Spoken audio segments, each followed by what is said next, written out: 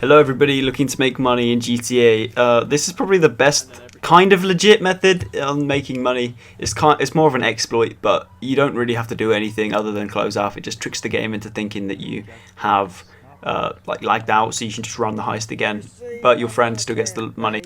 This should take around 15 minutes to run the heist depending on where you are, and if you rotate, then whilst you're closing up and loading the game back up, your friend can start the heist. So it's really efficient way of making money, probably the fastest way of making money in the game. The first requirement being you have to subscribe to the YouTube channel, because these sort of tutorials don't come very easy, you know. I mean, I totally didn't enjoy making money, and if you don't subscribe, I'll be very upset. If this video gets like loads of views and I don't get any subscribers, very sad.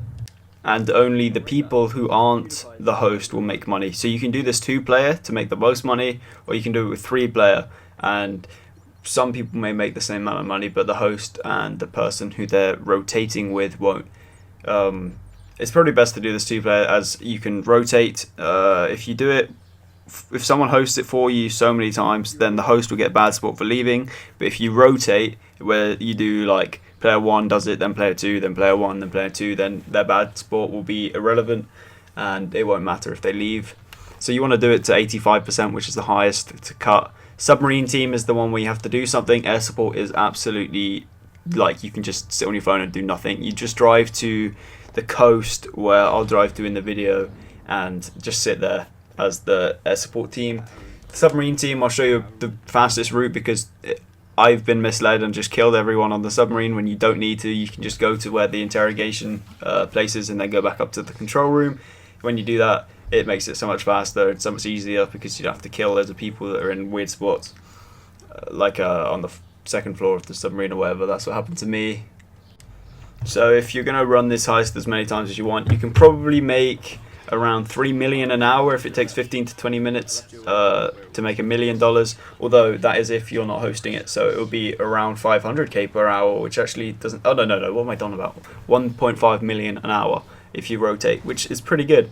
I think if you did this for 8 hours a day or something, I don't know how often people play games, but I mean 8 hours seems pretty average for a hardcore gamer. So if we do 1.5 times 4, that's like, well, comes to about 6 million a day, and your friend will also make 6 million depending on who hosts it. When it will be equally a total of, I'm just finding out vocabulary to fill this video, but no, I mean you'll make a grand total of like 12 million every 8 hours, which is insane amounts of money. My friend's done this. He told me 200 times for himself and 400 times for other people, which is just insane. That's so much money. So you guys could take advantage of this method whilst it's a thing. I don't know if they're going to patch it, because I remember they used to do the Pacific Standard heist, where it would pretty much be the same thing, where you close the application at the end. This is easier because the timing of which you close app is much shorter.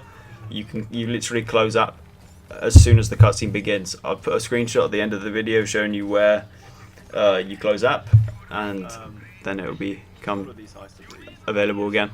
So this is the route I took. I did it in first person with the assault shotgun. I did it in first person because it would just allow me to see a lot faster. And obviously, but people don't die in this game, so I have to shoot them a couple of times. But luckily, the drum magazine in the assault shotgun makes it a lot more reliable. You probably don't even need to reload if you're efficient with your shots. It just makes it so much faster. You won't need to worry about health or snacks or anything. It's so easy. And the person who is doing the other job literally needs nothing. They literally need nothing. They can just sit on their phone. Once you've interrogated the guy, I don't even know how it works. I think you just have to shoot a couple times beside him, and then as soon as he tells you where to go, there's one guy in the kitchen again, and he caught me off guard this time, because the first time I did it, he was behind the kitchen, and right then he was sort of in the doorway waiting for me to come up the stairs, and he just did a lot of damage. I don't know. My words are just pretty mumbled when I'm haven't scripted. What is happening? I literally don't know how to words sometimes. I just want to try and fill the 5 minutes up with sort of explanation for what's happening. This cutscene's very long and very boring. This probably makes the heist longer.